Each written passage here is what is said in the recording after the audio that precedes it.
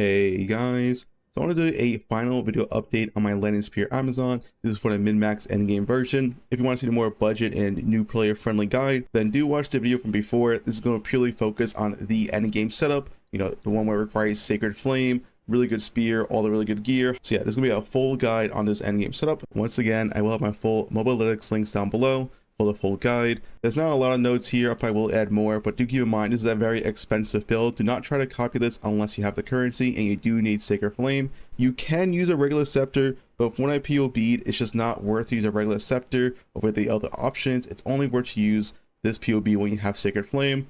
The reason for that is that Sacred Flame has this line right here that no other scepter has. Gain 59% of damage as extra fire damage. Because you have no other source of extra during a boss, this is pretty close to 60% more damage. This is why, like I said, you only want to go to the setup when you have this, because no other scepter gives 60% more damage. Let's just start with the character stats real quick. We are 3k energy shield, 1.4k life, 80% evasion, no blocks when I'm using the shield now.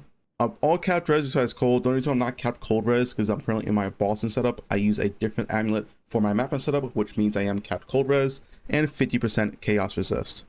For my mapping setup, I use this amulet instead, which has more cold resist, so it caps me, more rarity, more crit damage. The reason I use this because you don't need 60 spirit for mapping. I'll go over that in a second, but yeah, if you're also wondering, I do have 127% increased rarity because it is a mapping character. That's what it's made for, although it does do quite nice boss damage as well, around the 2 million to 2.5 million boss DPS.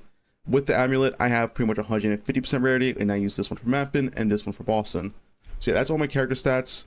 We'll quickly go over the passive tree, then over the gear and skills and all that.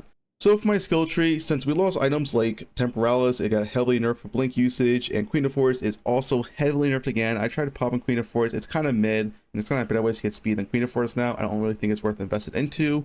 So I made my character purely around speed. As you can see here, if I type in movement speed, I pretty much get up all the nodes you could. The starter nodes right here, you do lose a bunch of damage if you don't path through these attack nodes, but because my build is so heavily invested and I have so much damage, I don't need these for mapping whatsoever. You would take these if you were going to farm pinnacle content though. So yeah, I went through all these movement speeds at the start, then more movement speed right here, escape velocity, more movement speed here, acceleration, movement speed right here, a small node, and I believe movement speed right here, step like the mist, and movement speed here as well. So we're taking essentially every single movement speed node on the tree that we can actually reasonably get. The next closest one is way over here, which is good, but it is a little bit too far away, unfortunately. So yeah, with all the movement speed investment, in hideout, we're at 58% movement speed, and we don't slow down while attack with Roa. So yeah, we are quite fast as a character, and if you want to go even faster, you can use Death Rush for an extra 10% increased movement speed.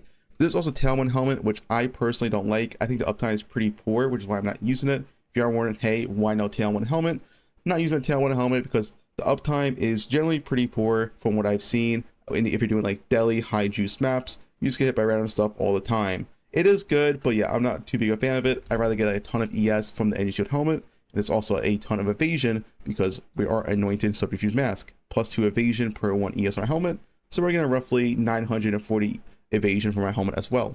Besides that, if you've seen other Amazon builds, all the trees pretty much look exactly the same. You take evasion nodes, you take crit nodes, some generic damage nodes, like, catalyze, you take Falcon Dive. Even though this build is not really scaled to attack speed, the reason why you do take this is you want some attack speed, because if you have absolutely 0 attack speed, it's going to feel quite bad and quite clunky for mapping. So yeah, I do recommend just at least get Falcon Dive.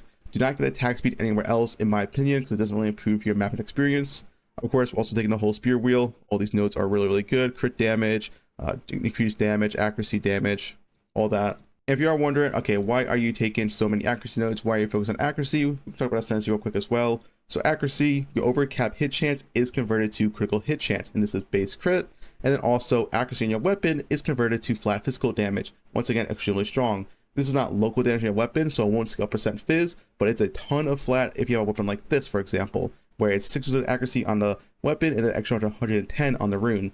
So this weapon is 710 accuracy, which is giving me an insane amount of flat from this penetrate. If you're wondering how much flat I'm getting, it's roughly 177 fizz damage to attacks. So imagine if I had a ring that said like, adds 177 to 177 fizz damage to attacks. That's absolutely an insane amount of damage. That's why we're taking this node and focusing action on weapon. As for the rest of the tree, once again, More generic damage nodes, I have 1 point in this electrocute node right here, just to make my electrocute build up a little bit easier in maps. This does help in those ailment avoid maps that have like 90% increased ailment threshold. More crit, I have an Against the Darkness right here. This is not needed, but I got this one for like 8 divines, 4% as extra lightning, and 4% as extra chaos. I think ideally you want as extra land damage and extra cold to get some chill. It's a nice spot, you get 3 notables, it is worth the damage. It's not needed whatsoever. A rare jewel is also almost equally as good. I just got it because it was quite cheap. Then of course, once again, just more land damage nodes. You do want some amount of pen. Talk about that real quick. So you do need 75% pen for Zesh. There's a few ways to achieve that. So I take this, and right here, this is 30% pen. Then I get 24% for my exposure on my weapon. And then when I do pinnacles, I respec 5 points. So I usually just respec evasion points because evasion points doesn't really help out on Zesh whatsoever, or like Arbiter, for example. So you respec 5 points for Surgent Currents. With Surgent Currents, exposure, and exposed to the storm, you are pen cap for Zesh. You can take out these evasion nodes right here, or these evasion nodes right here, just to get these 5 points when you are doing pinnacle content to get maximum damage. Then you take these very important 5 nodes right here, or 4 nodes. Spectral Ward, you get 1 max ES per 12 evasion body armor. So I'm using a hybrid body armor. The reason for that is movement speed. Once again, I'm trying to get as much speed as possible because you're just limited by speed this patch. There is no infinite movement speed like there was last patch with like Queen of Force and Temporalis. Those things are heavily nerfed this patch. So you're seeing a lot of base movement speed in your gear. So that's why I do think Falconer's Jacket is the best in the game, because yeah, every percent of movement speed does help a lot. More crit nodes, and then Monk Starter Area. Everyone knows how good Monk Starter Area is. You get movement speed, you get a ton of stats, evasion, energy shield, crit, and increase damage when you crit, and more evasion, energy shield. So that's the whole tree, that's the whole ascendancy. Let's talk about the skills and gear now. So we'll talk about the gear first. Once again, we have a weapon that's very high accuracy, very high crit damage, and then critical hit chance and 7% increased fizz. If you are wondering, okay, what is the most ideal weapon to get? And also, how do you feel about Tango Tongue? Because I get this question quite a bit. So let's talk about that first. So first thing, the weapon, the most important role is the accuracy because of your ascendancy. The second most important role is critical damage bonus. You want both the accuracy and critical damage bonus as high as possible.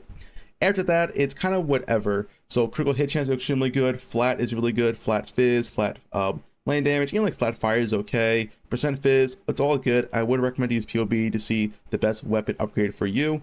But yeah, personally for me, the best was getting the highest accuracy roll, crit damage bonus, and then critical hit chance. Anything else was a bonus. Now, how do I feel about Tango Tongue? So this is something I've POB'd a lot and also tested a lot personally in game. For my current gear level and where I'm at and how good my weapon is, Tango Tongue is just worse. The reason for that is that you get so over crit cap, especially with the Orb of Storm's weapon swap tech, that the amount of crit this weapon gives is just kind of wasted. It is extremely good on pretty much any other class, but on Amazon, it's still good. It's just not as great as you could get in a weapon. But if you're playing something like Deadeye, you're playing something like Ritualist or Invoker Monk, then Tango Tongue will be your best in slot. But on Amazon, eventually a good rare spear will beat it. And just to clarify some confusion, 4 critical hits, this just makes your crit damage bonus apply twice. It doesn't make your crits fork like the fork gem. The word is kind of weird, but yeah, just keep that in mind as well. Then for helmet, like I said, pure energy shield. You want pure energy shield because you're going to anoint Sword Infused Mask, so you can still keep a high amount of evasion while being a high amount of ES. Besides that, I have rarity here and fire resist. You can get whatever you want here. Chest, once again, I went for the hybrid chest for the 5% increased movement speed. It's the only chest that has that. The suffix, I have Chaos Res, Cold Res, and Dex, all pretty useful. These chests are pretty hard to get, really high ES and evasion rating because it is a lower tier base. But I did want to go for this because that movement speed I value a lot more than the defense I would have got from the better base. Amulet, I have a really high spirit amulet here with just basic stats. You can get like crit damage, crit chance. I have int, cold resist, and increased maximum energy shield. You do want increased maximum energy shield. I would say the 2 stats you always want is spirit and max ES. So if you're trying to follow this up 1-to-1, you only need 10 spirit on your amulet, which you can just get with the solar implicit. If you want to run all auras at all times and never switch, then you will need a 60 spirit amulet. So the reason for this, and I will go into skills, is because for Boston you want cast on crit, which you don't need for mapping. I don't use cast on crit for mapping all that much. And for Boston, you don't need Hell of Thunder. So my Hell of Thunder costs 50 spirit because of Deadly Herald's new support gem, 30% more damage, costs 20 spirit. So yeah, if you're doing Boston, you only need 210 spirit. If you want to activate everything at all times, then you will need 260 spirit. If you don't mind self-casting Cyber Smart, then you don't need cast on crit for mapping. It's a lot lower boss damage, but you don't need that much boss damage at maps. Then you only need 170 spirit, or just 150 spirit if you take off Deadly Herald. So yeah, depending on what you want to do, this is up to you, depending on what type of amulet you get. That's why for mapping, personally, I take off cast from crit and I put on this higher damage and more rarity amulet because I don't use cast on crit for mapping unless I'm doing a lot of Boston. Next, we're using Sacred Flame. So yeah, Sacred Flame is extremely strong. It was extremely strong last patch as well. I believe I did use it on my auto bomber a little bit as well. So there's two really great things about this. First is to add extra fire. Like I said earlier, it's practically 6% more damage. The second is the Purity of Fire. So the Purity of Fire gives you a ton of resist. As you can see here, without the Sacred Flame, I go down resist. So it's pretty much also just completely solving a fire resist, but more importantly is that every single support chain you put in here is free. So you get a free precision, a free clarity, cannibalism, and vitality. So yeah, it's a ton of actually free spirit in your build as well, which is really, really nice. Like I said, I don't think a regular rare scepter is worth it. I know some people are using it, but personally for my POB, I'd rather prefer like a shield, something like Thread of Hope or like Hosoday instead, because those options give more damage than a regular rare spirit scepter, because a regular spirit scepter does not give any damage besides the extra spirit, while Sacred Flame gives the spirit plus adds extra fire damage. So yeah, once again, if you are wondering, can I play this exact setup with a regular scepter? You can, but I just don't think it's worth it. Next are the rings. So the rings are just both double rarity. So they did nerf rarity rolls this patch. So the rarity does roll a little bit lower than it did last league. So it's hard to get that, higher percent rarity. But yeah, double rarity, then flat damage. If you only want damage, you want triple flat damage. Flat damage is extremely potent for this build. You don't get that much flat damage from your weapon because you're focused on accuracy. So yeah, make sure you get as much flat damage as you can in your rings, and if you want to go for mapping, get as much rarity as you can. So double rarity here, and rarity on implicit, double flat, then double rarity here with double flat as well. Something to note, the best two rolls is light damage to attacks and physical damage to attacks. Cold damage and fire damage are okay, but they aren't as ideal if you don't bring mobs fire and cold resist to 0%, so you do lose some value there. But light damage, you do reduce that value to 0%, so they're really high value. Boots is just the highest evasion energy shield pair you can get. Pure energy shield is also fine, and then suffix is just resist and attributes. You do need a certain amount of attributes for this build because you need strength, a lot of dex, and also a lot of intelligence. So I have attributes on my boots, I have attributes on my chest, and attributes on my helmet. Do keep in mind this build is quite attribute starved. If you can't reach these attribute requirements, you might have to drop some rarity on your gear to create your suffixes. Gloves, once again, double flat and a midlife. So these gloves are pretty much almost perfect. The only thing that's bad here is the life, but everything else is pretty much ideal. It's this tier 9 flat, tier 8 flat, and then really high rarity and really high crit damage bonus with 1 resist. So it's really hard to replace these. Preferably these are, once again, energy shield or hybrid. You don't want pure evasion because the energy shield is a little bit more important. But yeah, these gloves are extremely good and they're hard to replace. Ideally, the only thing I would replace here is the max life roll with a higher percent roll or more flat damage. Then Headhunter. Once again, we're limited by speed, and Headhunter is the only belt that actually gives you more movement speed in this game. You can see a lot of buffs that gives you increased movement speed, stuff like the Hasted Aura from rare monsters.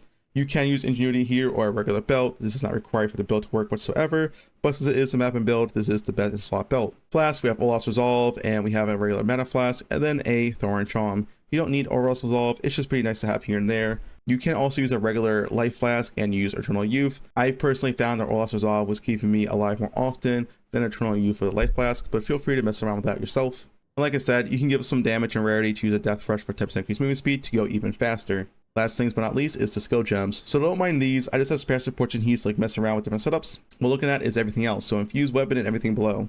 So Infused Weapon, this is my 6th link for the setup. It's Lightning Exposure, Blind, Ship Away, Conduction, and Rising Tempest.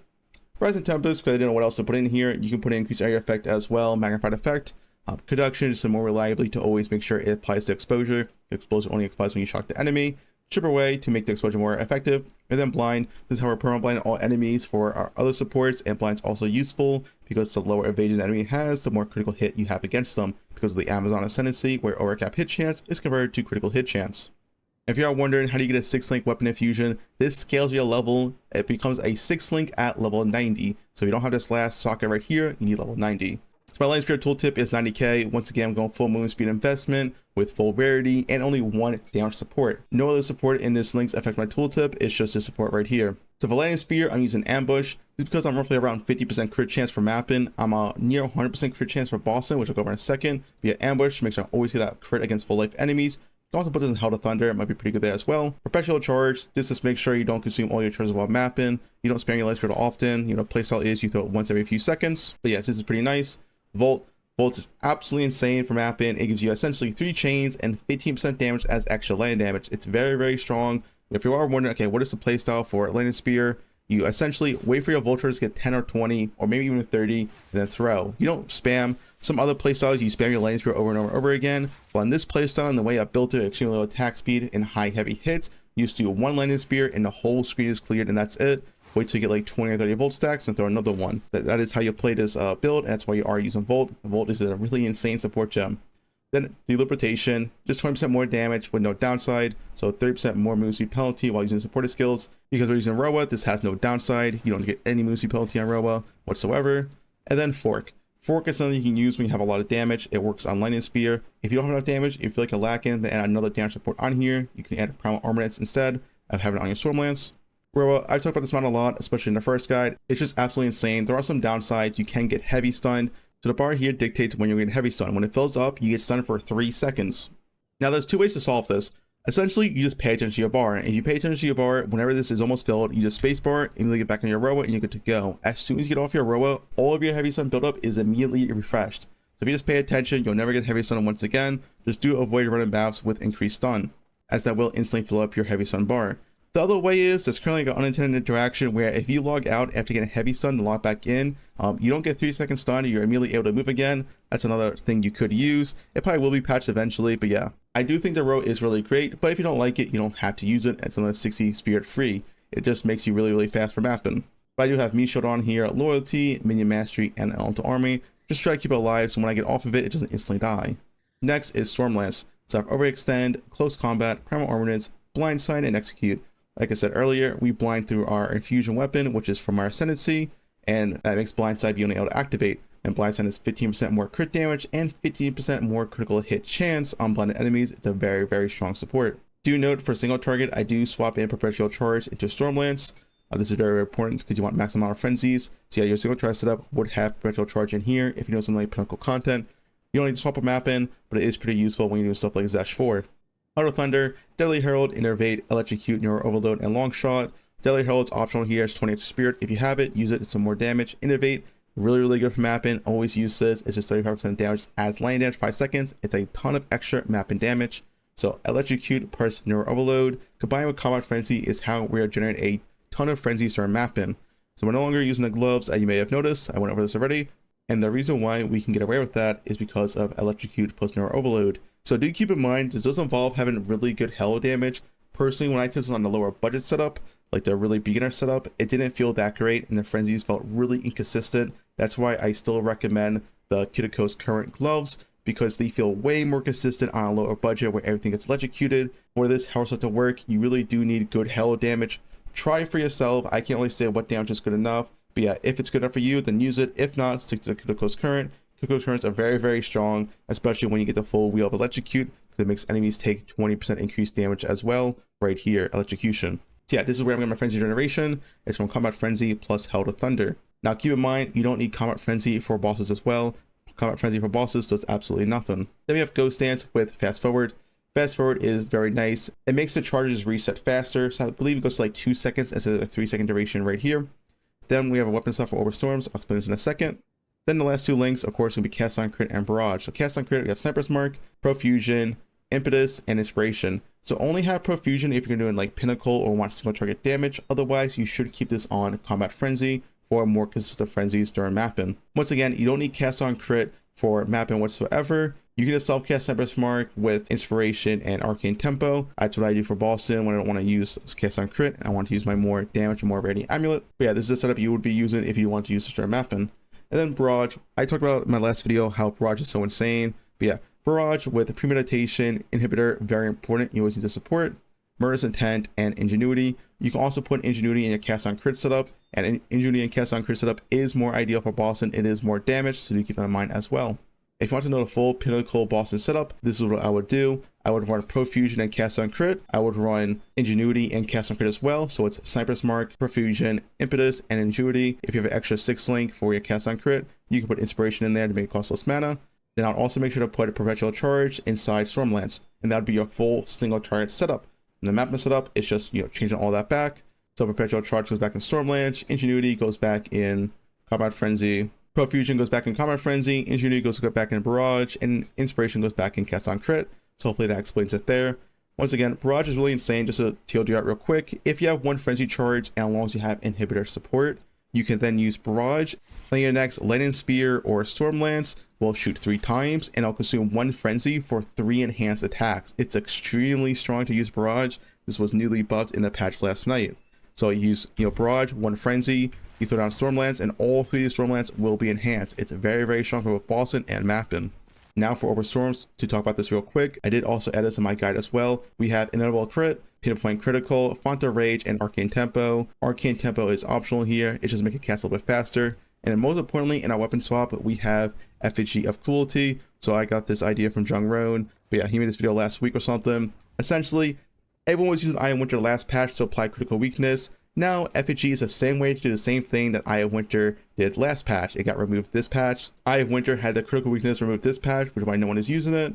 But Effigy of Cruelty has that exact same effect. And yeah, it snapshots with Orb of Storms. So all you do on a boss, let's say Zash, you place on your Orb of Storms, you just go back to throwing your spears, and this will apply critical weakness, giving you 10% more base crit. It's a very, very strong combo. If you're wondering what type of wand you need, you just want a wand with increased cast rate, nothing else. Just place your Orb of Storms down a little bit faster, but also a wand is not needed. You just need a shield for this to work. But yeah, this is very, very strong for bossing, and I do recommend this. You can also use a curse up as well, which I have right here, but you can use Conductivity, Heightened Curse, Ritualist Curse, and Curse Ground. I saw a problem with this. You don't really need it for bossing, and that's because instead of using a Curse Ground, you can expect 5 more points into Surge of Currents to make it a lot more consistent. You don't need to press that button.